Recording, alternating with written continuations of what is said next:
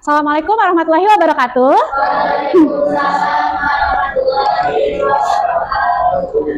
Apa kabar semuanya? Oke, sebelum kita mulai pembelajaran, alangkah baiknya kita berdoa dulu. Boleh dipimpin ketua kelasnya untuk berdoa.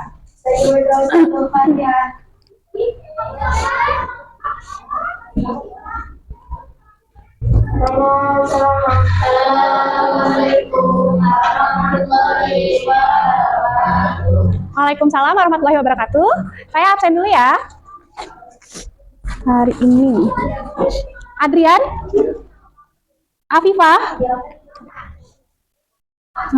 Ahmad Fahmi, hadir. Ashifah, Denisa, Dinda, Eva Nur Khalifah, Fitriani, Ihsan, Melati, Muhammad Abdurrahman, Muhammad Azhar, Muhammad Fahrizal, M. Fajar, Mutiara, nggak ada ya? Izin Mutiara. Laila, Siti Aprilia, Windy. Oke, yang nggak masuk hanya Tiara ya. Oke. Sebelum kita mulai pembelajaran, kita ice breaking dulu yuk. Kita ice breaking ya. Ice breakingnya adalah konsentrasi sambil tepuk. Konsentrasi. Jadi tepuk ke bawah, ke paha, tepuk kanan, petik. Konsentrasi. Terus sambil sebutin nama. Kalau misalnya saya nunjuk ke Syifa. Terus nanti Syifa bilang, nama saya Syifa. Gitu ya. Tapi nggak boleh salah petik-petiknya ya. Nah, setiap saya tunjuk, kayak misalnya saya tunjuk Ihsan, berarti nama saya Ihsan gitu ya. Tapi sambil tepuk, harus sambil gerak, sambil ngomong sambil gerak. Bisa? Siap ya? Bisa? Pertama apa? Tepuk paha. Konsentrasi. Kalau saya tunjuk, misalnya Syifa, nama saya Syifa, gitu ya. Bisa ya? Nah, kayak gitu ya. Bisa ya? Siap ya? Konsentrasi. Konsentrasi. Konsentrasi. Laila.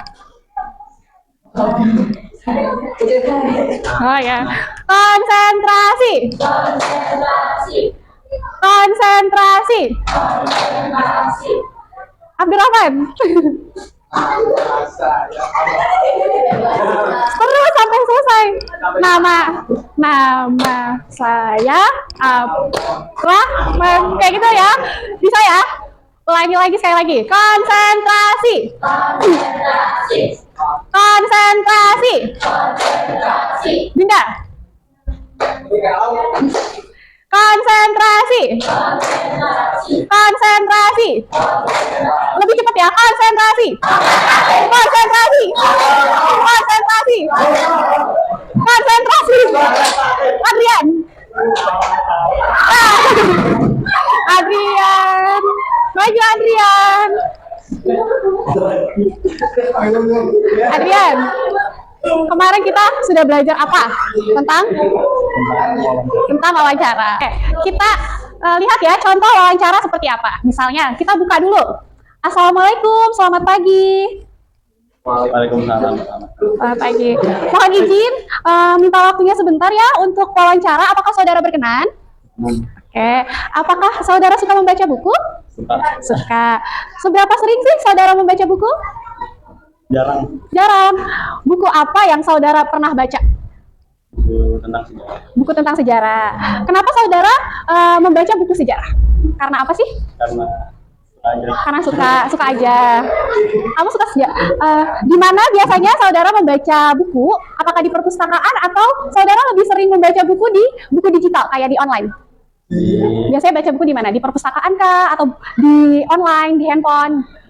Di handphone, oke. Terima kasih atas waktunya ya. Terima kasih banyak.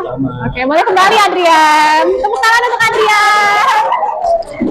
Satu orang lagi, ada yang mau jadi narasumber? Oh, udah bisa. Ayo coba Rahman. Assalamualaikum warahmatullahi wabarakatuh. Waalaikumsalam. Selamat pagi. Mohon izin meminta waktunya untuk wawancara. Apakah saudara berkenan? Ya, berkenan. Boleh. Apakah saudara suka membaca buku? Ya, suka. Seberapa sering saudara membaca buku? Lumayan sering, seminggu bisa 2 kali. Buku apa yang saudara sering baca? Saya sering baca buku novel fiksi. Kenapa saudara suka buku ini? Karena buku itu isinya itu kan fiksi, itu hiburan. Jadi kalau saya baca itu bisa jadi hiburan untuk saya gitu. Di mana biasanya saudara membaca buku? Di perpustakaan atau di buku digital? Biasanya saya baca buku itu di buku digital, kayak di Wattpad seperti itu. Oh, ya. Terima kasih atas. Oke, terima kasih Rahma. Tepuk tangan dong untuk Rahma. Untuk wawancara itu seperti itu ya. Jadi ada pembuka dulu, terus juga ada penutupnya. Jangan lupa bilang terima kasih karena narasumbernya sudah meluangkan waktunya ya. Pertama dibuka dulu, minta izin, boleh nggak ganggu waktunya gitu ya. Itu cara wawancara yang benar. Kenapa? Ya, pakai saudara dibandingkan Anda. Kemarin yang sudah wawancara, informasinya udah ada, udah ditulis. Rahman udah ditulis? Udah. Nah, nanti bikin tabel di buku kalian seperti ini. Kalian tulis nama narasumber, siapa saja yang kalian kemarin wawancara. Terus ringkasan informasi yang kalian dapetin. Misalnya, Abdurrahman kemarin wawancara siapa? Siapa aja? Adrian sama Fahri. Adrian. Di sini ditulis Adrian. Terus jawabannya apa? Adrian jawab apa saja dari ketiga pertanyaan yang kamu kasih ke Adrian. Terus di sini yang kedua sama Fahri ya. Fahri, di sini jawaban Fahri apa? Terus di sini kasih kesimpulan dari jawaban kedua teman kamu ini, kesimpulannya apa? Gitu ya. Nah, ini contohnya ya. Misalnya tadi kan kita ada contoh wawancara. Nah, tadi ada Adrian sama saya sebagai narasumber. Nah, di sini hasil dari wawancara tadi diringkas, dimasukin ke sini ringkasan jawaban. Kayak di sini tadi, Adrian, siswa kelas 8, kurang suka membaca buku. Ia pernah membaca buku sejarah. Meskipun jarang membaca buku, ia tertarik dengan buku sejarah. Ia biasa membaca buku digital. Terus narasumber kedua. Nih ya, narasumber kedua suka membaca buku dalam seminggu 2 kali. Ia sering membaca buku novel fiksi. Menurutnya, novel fiksi adalah hiburan di kala aktivitas yang padat. Ia biasanya membaca buku di e-book seperti Wattpad. Terus kesimpulan, jangan lupa kasih kesimpulan dari kedua narasumber yang kita wawancarai. Kesimpulannya apa? Kesimpulannya di sini. Semua orang mampu suka membaca ketika buku yang dibaca adalah buku yang ia sukai. Terlebih pada zaman sekarang, buku dapat dengan mudah diakses melalui internet, seperti buku digital. Tulis dulu Aura jawabannya apa aja nih.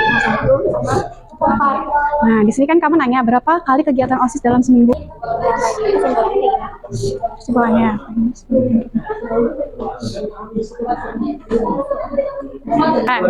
Oke. Yang kemarin. Oke, siap.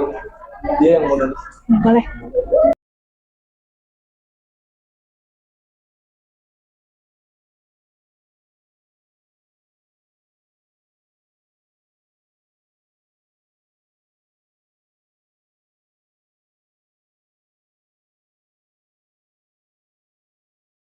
Assalamualaikum warahmatullahi wabarakatuh. Waalaikumsalam warahmatullahi wabarakatuh.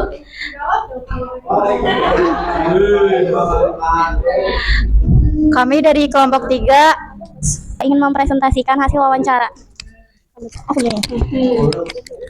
Yang pertama, nama narasumbernya Teh Yung atau Teh Yuni.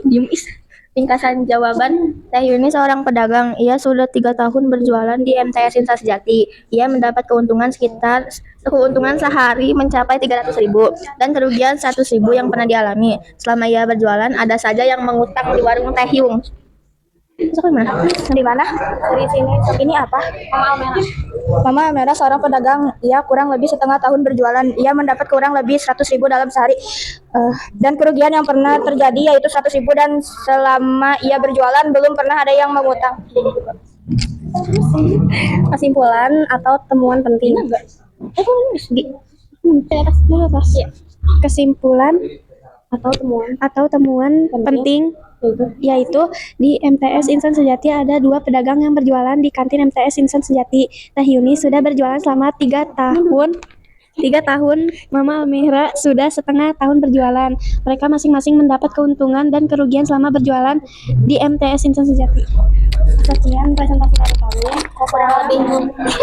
Kurang Kurang lebihnya mohon maaf. Wassalamualaikum warahmatullahi wabarakatuh. Assalamualaikum warahmatullahi wabarakatuh.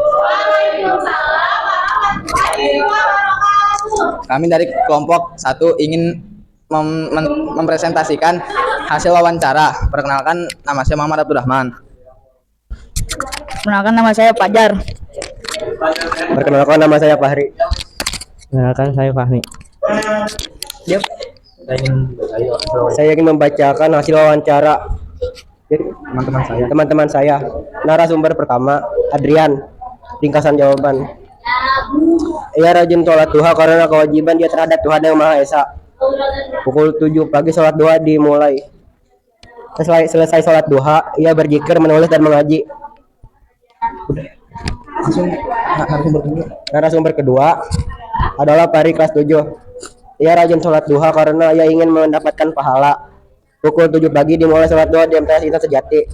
Biasanya ia habis selesai sholat duha, ia berzikir, menulis dan baca Al-Quran. Kesimpulannya semua orang juga ada yang rajin sholat duha, tapi ada juga yang tidak suka. Tapi berbeda, sholat duha dimulai, ada yang dimulai dari jam 7 sampai jam 8 dan setiap orang berbeda-beda. Jika selesai sholat duha ada yang berzikir, ngaji dan membaca Al-Quran, dan ada juga yang tidak. Sekian dari kelompok saya, mohon maaf kalau ada salah kata maupun tingkah laku yang kurang baik. Sekian, wassalamualaikum warahmatullahi wabarakatuh.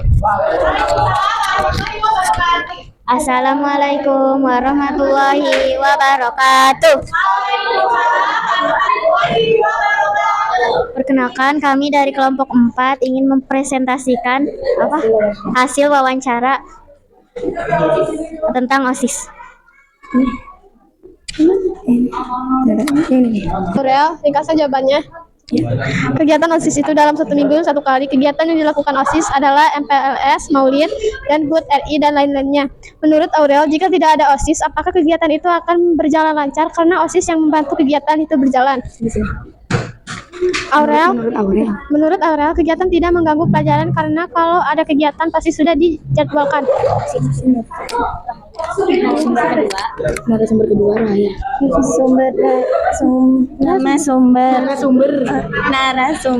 Rohaya. Kegiatan OSIS itu dalam 1 minggu 1 kali. Kegiatan yang dilakukan OSIS ada MPIS, Maulid, HUT RI, dan lain-lainnya.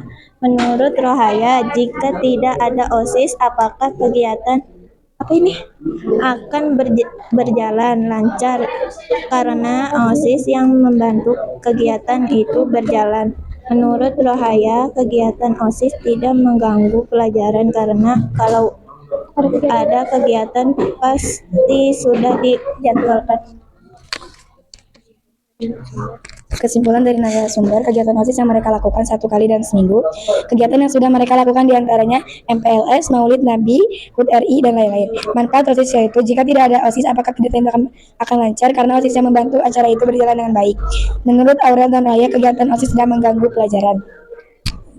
Baik, terima kasih. Sekian dari presentasi dari kami, kurang lebihnya mohon maaf. Assalamualaikum warahmatullahi wabarakatuh.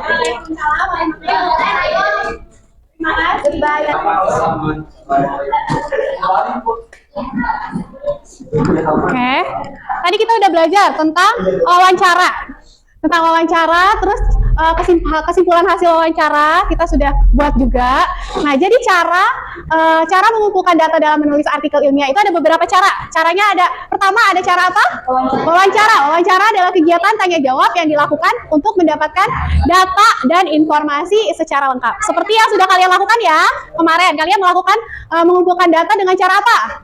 Wawancara. Yang kedua ada dengan cara menggunakan kuesioner. Kuesioner itu daftar pertanyaan yang dibuat untuk mendapatkan sebuah informasi.